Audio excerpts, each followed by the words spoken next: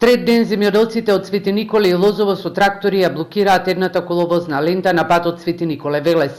Во системот за наводнување има вода, но не и во доволни количини за да овчеполските земјоделци почнат со наводнување на своите земјоделски култури, кои изгореа на сонцето. Со ова вода, значи, не можеме ни минимално наводнување да обслужиме, значи. До каде треба да биде каналот полн?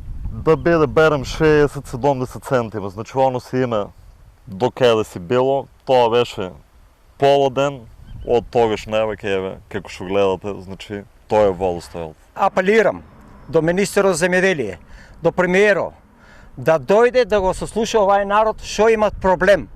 Не да ја решава проблемите и у другите општини, нека дојде и тука да види. Ние сме народ и ние сме домаќини овдејка. Значи, да виде стварно имаме проблем ние овдејка. Ја од таа земја ранам 10 души.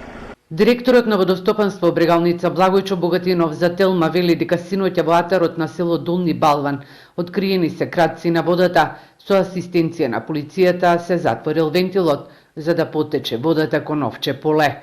Но Тони Јакимовски од Свети Николско, кој вложил 4000 евра само во семенски материјал за пченка, вели дека водата и да пристигне за неговата нива од 6 хектари сега е веќе доцна. Ништо, рање директно и тоа е, нема спас, ово више нема спас. Колку и вода да ми пушти? Јас сум млад земјоделец, примање имам само од земјоделие. Женет, фамилиарен, со 2 дечиња мали, бебиња сега, и мојата сопруга е невработена. Значи, екзистираме само од земјоделие.